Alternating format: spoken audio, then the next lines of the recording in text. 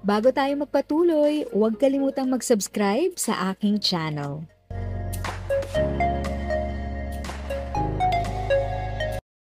Thank you sa pag-click ng aking video. Good day po sa lahat ng mga nanonood. Sa mga bagong viewers at napadaan lang, by the way, I'm Tita Eda. Welcome to my channel. Ang channel na maghahatid sa iyo ng dagdag kaalaman tungkol sa government services, bagong mga balita at informative videos na galing sa legit na resources. Mag-subscribe na para updated ka. Senior Citizens Party List na nawagan sa pamahalaan na isauli ang ninakaw. Napondwati pasa na ang Universal Social Pension Maynila. Muling nanindigan ng Senior Citizens Party List sa pangunguna ni Repeter Rodolfo Ompong Ordanes sa kanilang matinding panawagan laban sa umano'y malawakang korupsyon na patuloy na nagpapahirap sa sektor ng mga nakatatanda. Sa isang opisyal na pahayag, iginiit ni Ordanes na panahon na upang ibalik ng pamahalaan ang pondo ng senior citizens na anyay ninakaw ng mga tiwaling opisyal at agad na ipatupad ang Universal Social Pension sa ilalim ng House Bill 427. Ayon kay Ordanes, malinaw na kabilang ang mga nakatatanda sa mga direktang biktima ng katiwalian dahil sila ang napagkakaitan ng mga benepisyong dapat matagal nang ibinibigay.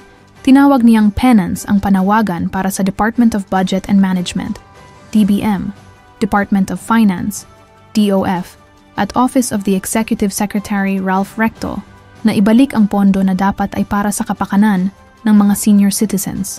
Giit ng Senior Citizens Party List, maliit na halaga lamang ang kanilang hinihinging Universal Social Pension, purchase discounts, at dagdag na benepisyo kung ikukumpara sa umano'y trilyong pondo na nawawala dahil sa korupsyon.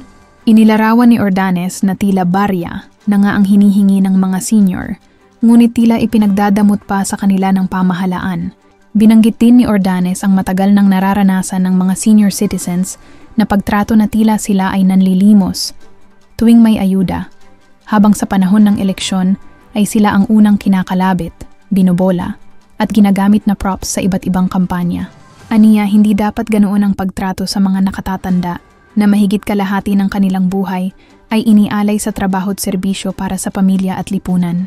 Kabilang sa mga isinusulong ng panukalang Universal Social Pension, ang pagbibigay ng 2,000 buwanang pensyon para sa bawat senior citizen na layong maibsan ang tumataas na gastos sa pagkain, gamot, at pang-araw-araw na pangangailangan.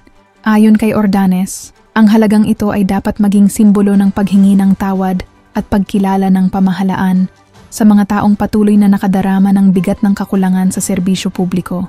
Dagdag pa rito, hiniling ni Ordanes ang agarang pagtanggal sa booklet requirement para sa purchase discounts ng persons with disabilities at individuals with special needs.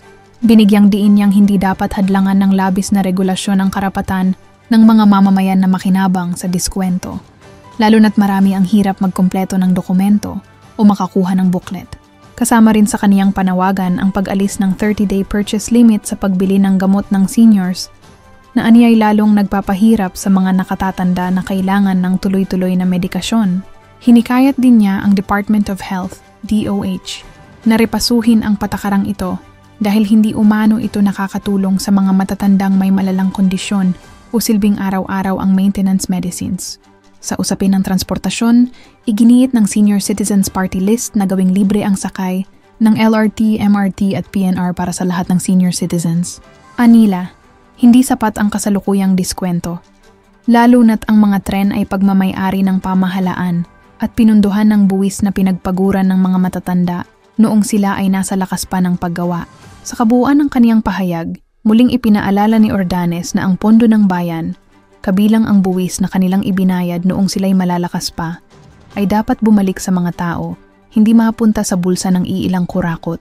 Ang aniyay perang ninakaw ng patago at harapan ay nararapat lamang ibalik sa mga tunay na pinaglalaanan nito, ang mga senior citizens. Patuloy na nanawagan ang Senior Citizens Party List sa mabilis na aksyon mula sa DBM, DOF, Office of the Executive Secretary at Kongreso upang maipasa ang Universal Social Pension at maipatupad ang mga reformang makapagbibigay ginhawa sa milyon-milyong nakatatanda sa bansa.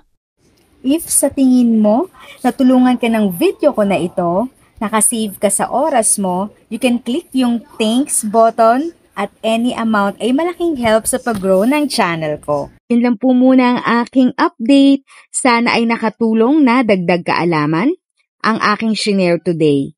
Ang goal ng aking channel ay mag-create ng awareness. Kung ganitong mga topic ang gusto mo, panoorin mo ang mga videos ko na ito.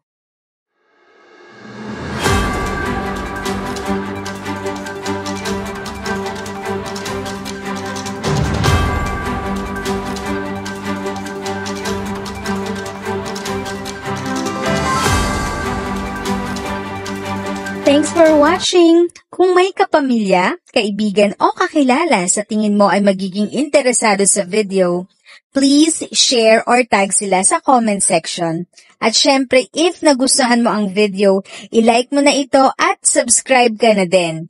As always, feel free to write your questions, comments, and opinions respectfully. And continue to be a blessing and stay safe!